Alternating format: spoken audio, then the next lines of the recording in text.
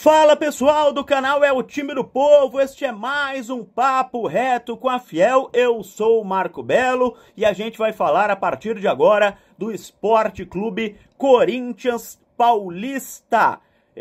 Antes da gente começar a falar do Corinthians, eu quero pedir para você se inscrever no canal, se você não for inscrito, deixar o seu like, que é muito importante para que as plataformas entendam que você curte os assuntos tratados aqui no canal, o jeito que a gente fala do Corinthians, das notícias do Corinthians, sempre quentes. Então curte o vídeo e se inscreve no canal. Aproveita, na descrição desse vídeo tem um link para o fórum e também para o bolão do canal É o Time do Povo, tanto para o fórum quanto para o bolão. Você se inscreve e concorre a muitos prêmios. Tem na descrição do vídeo um link em que você entra no fórum e também no bolão do canal É o Time do Povo, e aí você concorre a muitos prêmios, além, é claro, de ficar aqui muito bem informado com as notícias do Esporte Clube Corinthians Paulista.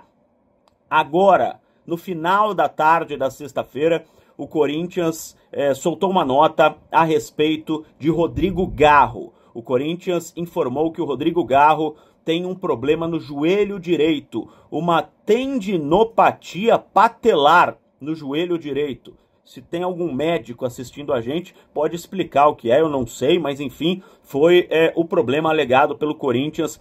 E a assessoria de comunicação do Corinthians, que, é claro, está repassando um recado do departamento médico, informou que o Garro sente este problema desde abril do ano passado, está fazendo um tratamento desde dezembro, durante as férias, e por isso não está treinando. A gente falava aqui que o Rodrigo Garro não estava aparecendo nas fotos que estão sendo divulgadas pela assessoria do Corinthians dos trabalhos realizados no CT Joaquim Grava. E havia um pedido do Rodrigo Garro até para que ele não saísse nas fotos por causa, claro, da fase difícil que ele está passando depois do acidente que aconteceu na Argentina, que ainda está sendo investigado. Aliás, brilhante trabalho da repórter Bianca Molina, da TNT Esportes, que conseguiu acesso ao laudo médico da vítima, né, da pessoa que morreu, do motociclista, e havia grande quantidade de álcool, maconha e cocaína no sangue da pessoa que acabou falecendo no acidente que envolveu o Rodrigo Garro, que pode favorecer, claro, o Garro no julgamento que vai acontecer. A investigação, como eu disse, ainda está ocorrendo. Mas o Garro, sendo culpado ou não sendo culpado, você se envolver num acidente com uma morte é muito complicado, é muito difícil, né? Então ele está passando por uma fase, claro, difícil, apesar de estar treinando,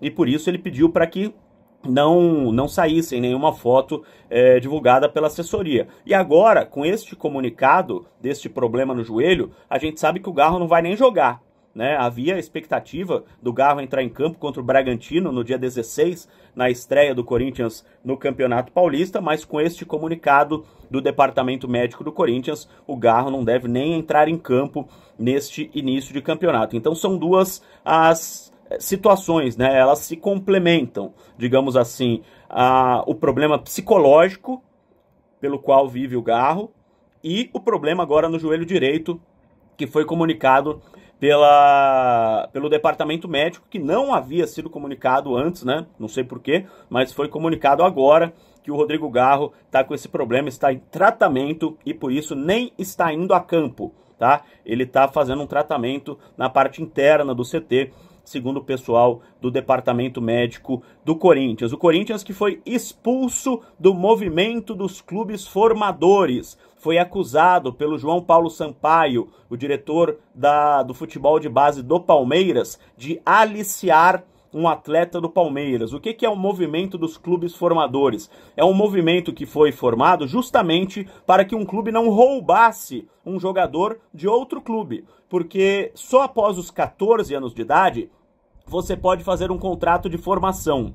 Antes dos 14 anos de idade, não há legalmente a possibilidade de você fazer um contrato com um jogador. Então, até os 13 anos de idade, em tese, um clube pode tirar um jogador do outro e não acontece nada. E para que isso não aconteça, e não se torne uma rotina, os clubes formaram este movimento que tem um certo código de ética para um clube não tirar um jogador de outro. E o diretor do Palmeiras entendeu que o Corinthians feriu este código de ética, tirando um jogador do Palmeiras para a base do Corinthians. O movimento deu razão ao Palmeiras e por isso o Corinthians foi expulso do movimento dos clubes formadores.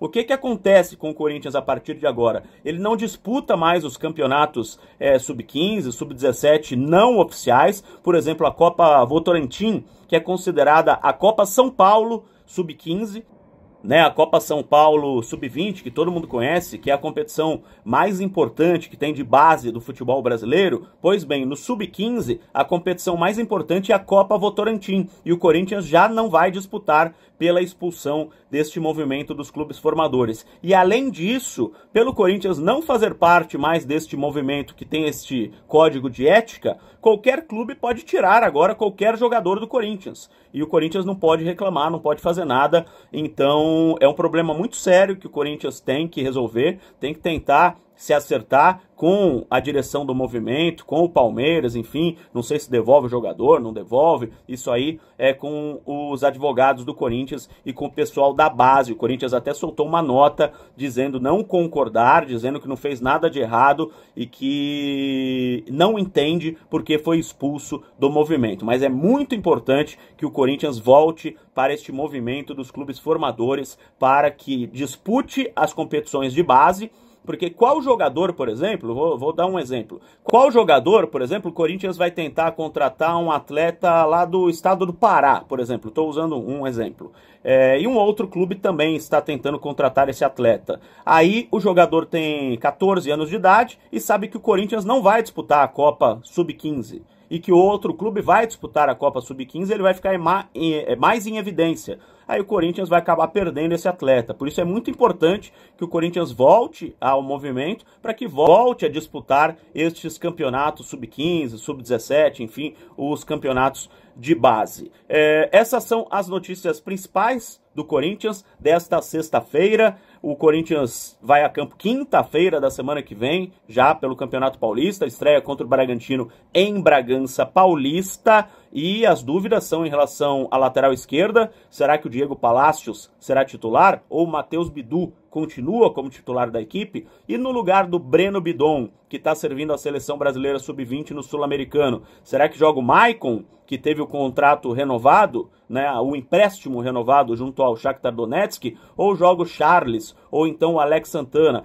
Algumas dúvidas em relação ao time do Corinthians que vai a campo na quinta-feira na estreia do Campeonato Paulista. Beleza, pessoal? Não se esquece de clicar no link, entra no bolão, entra no fórum que você vai concorrer a prêmios aqui no canal É o Time do Povo, tá bom? Essas foram as notícias do Corinthians desta sexta-feira. Eu volto com mais notícias na semana que vem. Um abraço e vai, Corinthians!